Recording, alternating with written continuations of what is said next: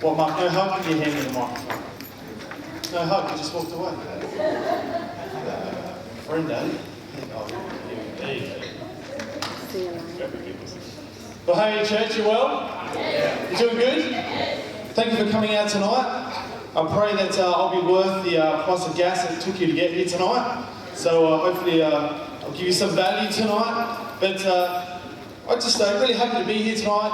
My wife was here this morning, and I really enjoyed the service this morning. I ministered at another church, Belief Church down the road down here, and had a fantastic morning. And it's great to be here tonight with you guys, though, to share with you. And I really want to just honour Mark and Nina. You know, they are fantastic leaders and have had a great impact on myself and Joey, and the time that we spent together, working together in our city campus at Paradise there. And you know, we are seeing the city campus itself, where I am now and involved in, is really growing and exploding. You know, and a lot of that is because of the foundational work that this great couple did. You know, and they really laid the foundations for a strong house. And we've just seen God do great things down in Adelaide. But it's great to be here in Queensland. Queenslander. Good on you. So, no, this one. That's gold. Is that, you guys do that? That's a rugby thing, isn't it? I'll see that now. Is that alright? Cool. They're a bit not sure. Okay, anyway. Get to the word, they say. Get to the word. We've got a word hungry people here. That's good. So I want to share with you this evening, and the title of my message, I guess I want to share with you, comes from a movie, right? Now there's this movie that I've seen. Well, I haven't kind of seen all of it, right? There's a movie called Shawshank Redemption, right? Now it's kind of a good movie, but you know, maybe don't let your kids watch it. But I've only seen the ads, Pastor Mark. Alright, I swear I haven't seen it. Okay, I'm a holy man. But there's this one part in the movie, and just to give you a bit of background, basically there's this character who has been framed of something, a murder that he didn't commit, and he's in this place and he meets this guy who knows the guy who actually did it, right? And he's going to tell the story, and he can get him out of jail and all this sort of thing. But because of the corruption within the jail, the guy who could set him free ends up getting taken out as well. So he's just stuck in this place. It was like his opportunity to get out was gone, you know, and he just in despair, and just in that darkness and in that bad time, he's talking with his friend, and his friend basically says to him, well, what are you going to do? Like, you know, what choice have you got now? You know, you're stuck in this place now. There's no way out for you. You know, you're here now. This is it. You know, and his friend says, well, what are you going to do now? What's your next move? What's the next thing you're going to do? And the main character, responds, and he says, well, the way I see it, I've got two choices. I either get busy living or I get busy dying. And you know, I think about that. I think that is really a true statement for our lives. That, you know what, we can either get busy living or we can get busy dying. You can either choose to extract the most you can out of life. You can choose to run with life and to go, you know what, I'm going to go for it. I'm going to make this thing happen. I'm going to enjoy this ride. Or you can choose just to die in yourself. You can choose just to shut down and just put it all aside and just kind of forget and just move on and just go through the mundane motions of life. You know, I believe that God wants us to be a people who get busy living. I believe God wants us to be a people who don't live in the rut of today's world. We don't get into the patterns of the world that we just kind of wake up, go to work, there's no purpose, there's no goal, there's nothing in mind for us, but that we would be a people full of passion. We would be a people full of life. We would be a people who seek to move the kingdom of God forward. We would be a people who would be hungry for His presence. You know, I so enjoyed that worship. Wasn't that worship fantastic? Wasn't it great? Because you know what? We're hungry for the presence of God. Are you hungry for the presence of God? Have you come in to receive something from Him? Have you come in to be encouraged tonight? Have you come in to move forward? Or are you just going to go through the motions? You see, I believe we have two choices tonight. You can either get busy living or you can get busy dying. And you know, I want to share from the passage from the book of John and from chapter 11. And what I want to do tonight is I'm just going to go through the text. I'm just going to pull out a few things as we go through it. And then I want to give you 5 points on how you can get busy living. I want to give you 5 points on how you know what the right track to go and how to get on with this thing that we call life. Amen? You ready to do this? So if you've got your Bibles, turn to the book of John and to chapter 11. If you found it, say, awesome. There's only a few there. That's all right. Awesome, another awesome, very good, very good. That's some good finders. Just use that contents, all right? That's fine, don't be embarrassed.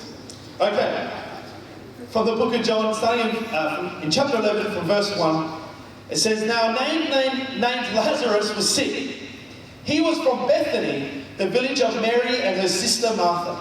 This Mary, whose brother Lazarus now lay sick, was the same one who poured perfume on the Lord and wiped his feet with her hair." Verse 3 says, "So the sisters sent word to Jesus, 'Lord, the one you love is sick.'" Did you know Jesus has favourites? Did you know Jesus has favourites in the house? Jesus has favourite people. Jesus has a people who he likes to call his own. And do you know that you and I, each one of us have the opportunity to be called by God. We have the opportunity to be the one that Jesus loves. You know, I'm here tonight to tell you that Jesus loves you, that you're his favourite, that he knows you, that he knows everything about you. He knows your experiences, he knows what you've been through, he knows the good, the bad and the ugly. You see, he loves you tonight. He loves you tonight, no matter what you've been through, no matter what background you come from, no matter what experience you had growing up, no matter what experience you've had living, that he loves you. He loves you and he seeks to meet you where you're at. He seeks to come and meet you. He seeks to come and be with you tonight. He seeks to come and minister to you tonight. You see, verse 4 says, when he heard this, Jesus said, "This sickness will not end in death. No, it is for God's glory, so that God's Son may be glorified through it." If you underline your Bible, you need to underline that passage. You know, God does things for his glory.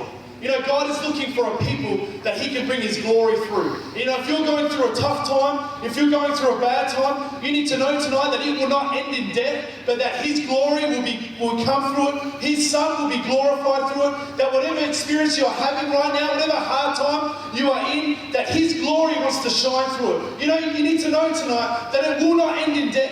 That whatever you're facing, it won't be the last thing that you do. Because if we hold on to God, if we grab hold of him tonight, then his glory will shine through it.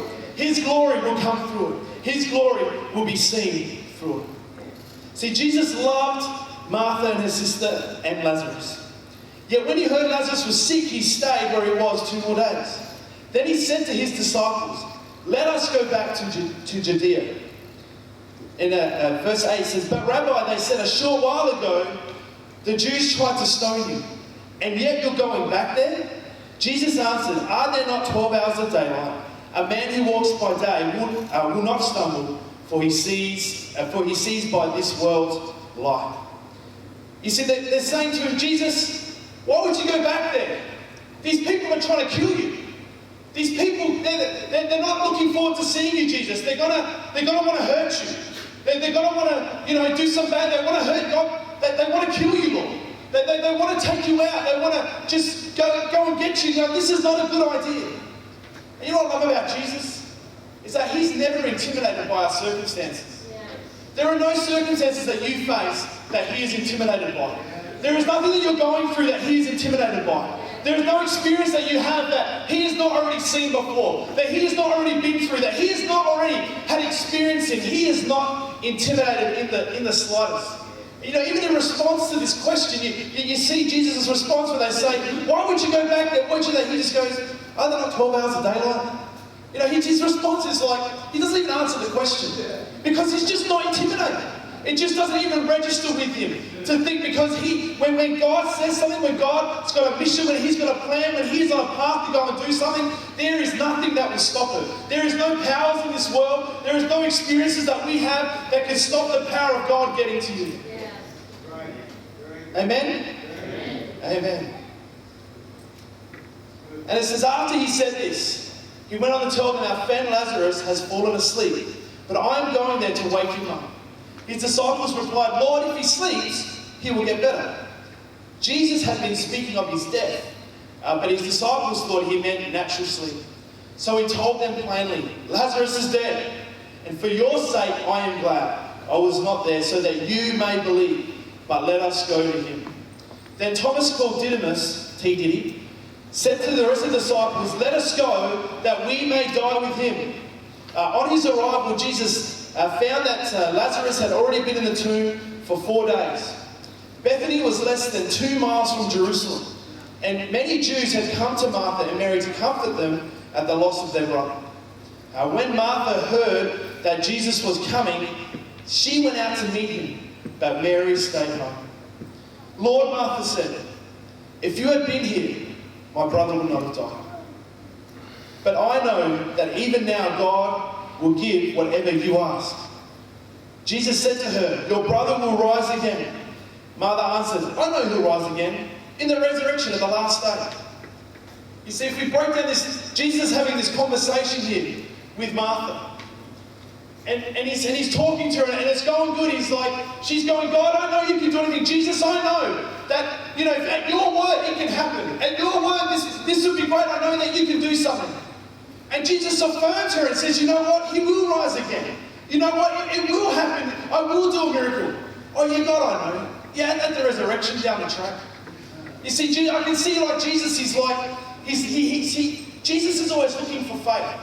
He's always looking for something to connect with it. And he comes to Martha and there's this moment of faith, there's this moment, and then it's like, she missed it. She misses it.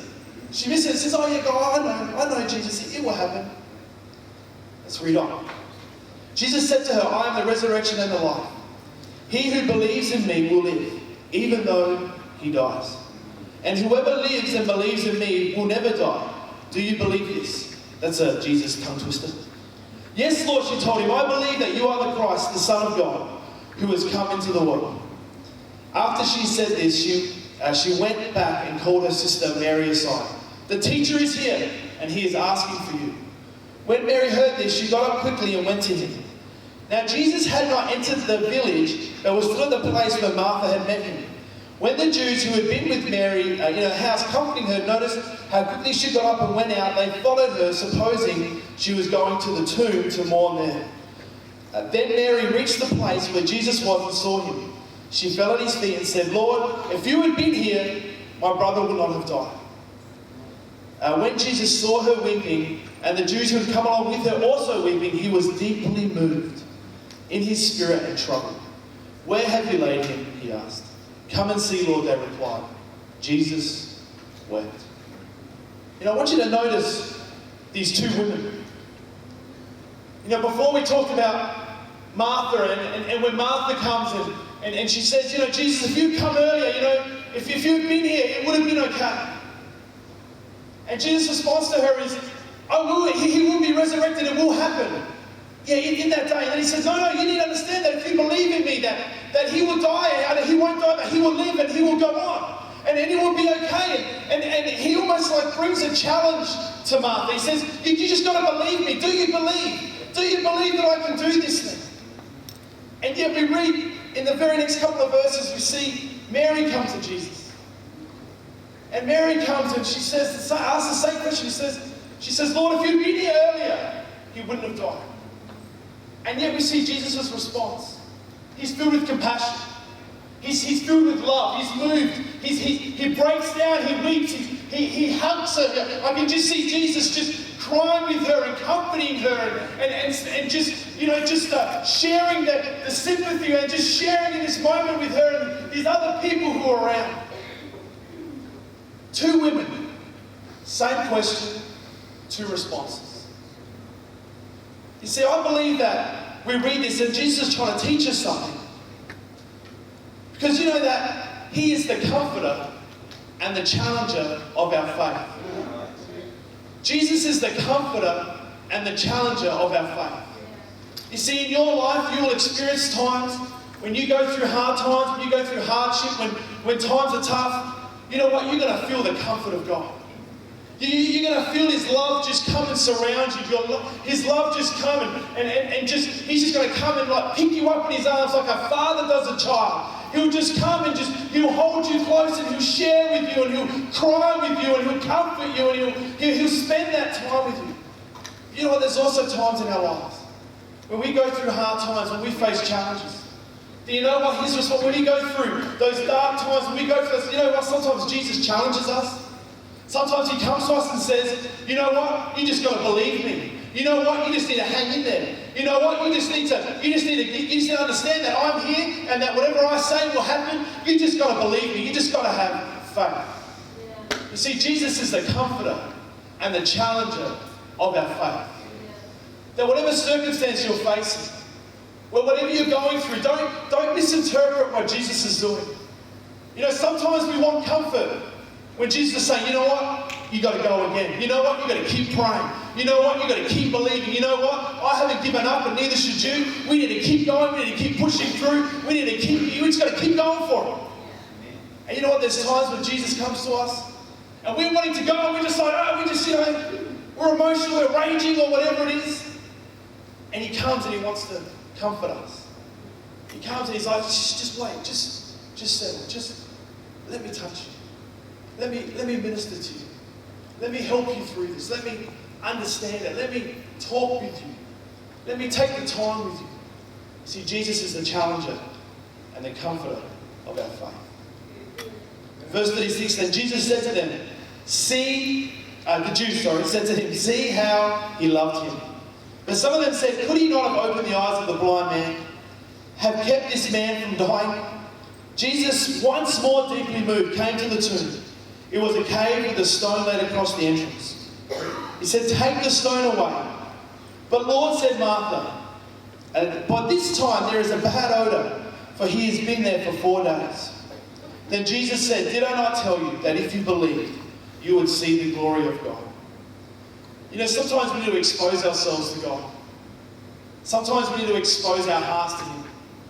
You know, particularly for the Australian men, we're very good at putting up the front. We're very good at standing strong and not allowing things to hurt us and not showing any pain and not showing like we're going through a hard time. You know what? Sometimes for the wound to be healed, we need to open it up. You see, the ointment isn't any good on the outside. You know, the relief isn't any good if it just gets to the outside. You see, if we really want healing for God, if we really want Him to minister to us, you know, we need to open up ourselves to Him. We need to open our hearts to Him. We need to be open before Him. We need to say, you know what, God? This is what I'm going through. This is how I feel. This is what I'm experiencing, God. God, this makes me angry, God. God, you know what? He can take it, church. Yeah. He can take it. Yeah. And we just need to come with open hearts. We just need to come with who we are and with where we're at. And He will bring the relief to us. He said, take the stone away. I read that. Did I read that? I did. The glory of God. Very good. Thank you, church. 41. So they took the stone. Then Jesus looked up and said, Father, thank you that you have heard me. I know you always hear me, but I said this for the benefit of the people. Thank God He does things for the benefit of us. That they may believe that you sent me. When He said this, Jesus called out in a loud voice, Lazarus, come out. The dead man came out, his hands and feet wrapped with strips of linen and a cloth around his face. Jesus said to them, take off the grave clothes and let him go. Therefore, many Jews who had come to visit Mary and seen what Jesus did, put their faith in Him. You know, everything Jesus does is for our benefit. Everything He does is for you and me. Everything that goes on is for our benefit. You know, and sometimes it needs to be a father who disciplines a child. And at times it might not feel like a benefit. You know, my son doesn't always appreciate it when I tell him he can't eat any more lollies. My son doesn't always appreciate it when I say, no, you can't have another ice block. Yes, I know we're in Queensland. Yes, I know it's humid. Yes, I know it's hot, but you can't have another ice block. You see, God does everything for our benefit. Even when we don't always feel it, even when we don't always realise it, even when we think it's not the right thing, He does things for our benefit. He's always looking to do things for our benefit. Okay, you ready? 5 points? Got your pens? Got your iPad, iPhone? Alright, number 1. First thing, if you want to get busy living, is you need to recognise if you're dead or alive. You see, in verse 12 it says, His disciples replied, Lord, if you sleep, you will get better. But Jesus was speaking about His death, but the disciples thought He meant natural sleep. You see, the disciples didn't realise, the disciples didn't know whether He was alive or dead. You know, often in our lives we can be like that. Are you dead or alive tonight? Sure, you're here, right? You're breathing, but are you alive on the inside? Is there something inside of you that is burning, that is growing, that is wanting to be stretched, that is wanting to move forward? Or are you just going through the motions? Are you just living every day as it comes, just whatever happens, happens, and I'll just roll with it? Or is there purpose? Is there destiny? Is there a moving forward in what you do? You see, if you want to get busy living, you need to recognize if you're dead or alive. The next thing is you have to be prepared to die. See, verse 16, we see then Thomas, he said to the rest of the disciples, let us go, that we may die with him. Now, poor old Thomas, he gets a bit of a bad rap in the Bible, right? Everyone knows him as doubting Thomas. And I know that he said some dumb things, but you know, put your hand up if there's something dumb in your life, right? All of us, right? So, honest people, I like these people, they're good. Some of you didn't know, you know. Especially the young people over here, they're pretty quiet. So you said dumb things, I'm sure. You see, you have to be prepared for that. See, Thomas, in all of his failings, and all of his inadequacies, you know, he still made this statement. He says, let us also go that we may die with him. You see, he was still prepared to die with his Saviour. He was still prepared to walk that journey with Jesus. Even if it meant going into dangerous places, even if it meant going somewhere where realistically they could be stoned, they could be hurt, they could be beaten up, they could be killed. You know what? He still said, you know what? I'm going with this man. I don't get it. I don't know what's going on. I don't understand what the purpose is. But this is the Son of God. This is Jesus. This is the Messiah. I'm going to walk with him. I'm going to go with him. I'm going to walk this journey with him. I'm going to take steps with him. Even if it means I'm going to die. You see, we need to be prepared to die. We need to be prepared to die to ourselves. We need to be prepared to die to our own selfish ambitions, to our own selfish ways, to the humanity that we carry. We need to be prepared to die to that. Because when we die to that, in that, we find life in Jesus. Amen? Yeah. All right, number 3. You just got to believe Jesus. You just got to believe in church. You just got to believe the word that he said. You just got to believe it. You just got to go with it. You see, in verse 25, he said to her, I am the resurrection and the life. He who believes in me will live, even though he dies. And whoever believes in me will never die. Do you believe this? Yes, Lord, she told him. I believe that you are the Christ, the Son of God, who has come into the world. You see, you just got to believe Jesus. You just got to believe against hope sometimes. You just got to believe that what he said he will do. You just got to put your faith into gear, put your faith into action. And even though the circumstances facing you might dictate that you would behave a different way, might dictate that you would walk away, that you would give up. You know what, church? We've got to believe. We just got to believe that God can do it. You know, some of you are facing service, some of you are facing loved ones and family members who aren't saved. Some of you are facing problems in your health, problems in your body that you're trying to deal with. Some of you are unemployed, some of you are struggling, some of you are looking for a new home or looking for something new, a new direction. You know what, church? You just got to believe tonight. You just got to believe that he can do it. You just got to believe that he can raise that thing again. You just got to believe that he can speak life into it, that he can raise it again, he can bring it back, even though it may have died. You just got to believe, church. You just got to believe. All right, number 4. You getting something out of this?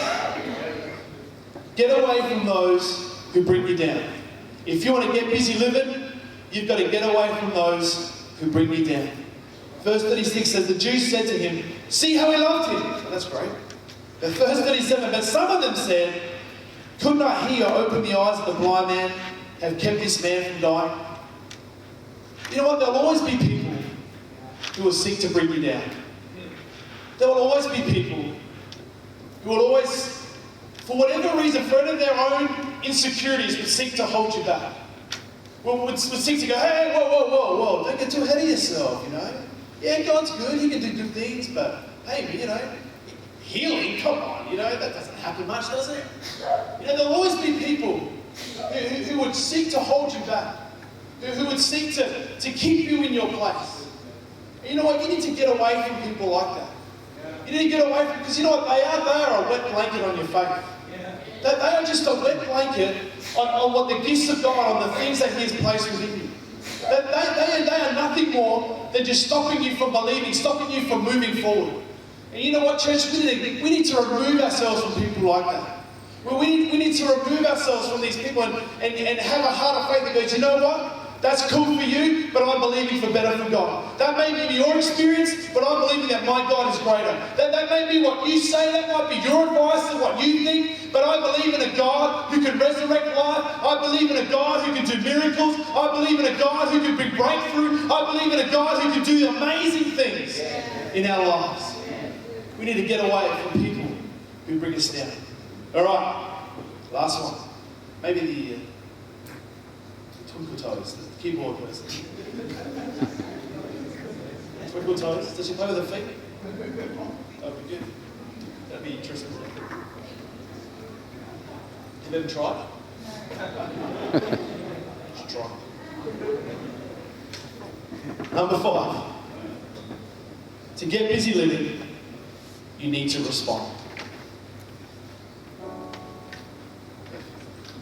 When he said this, Jesus called out in a loud voice, "Lazarus, come out!"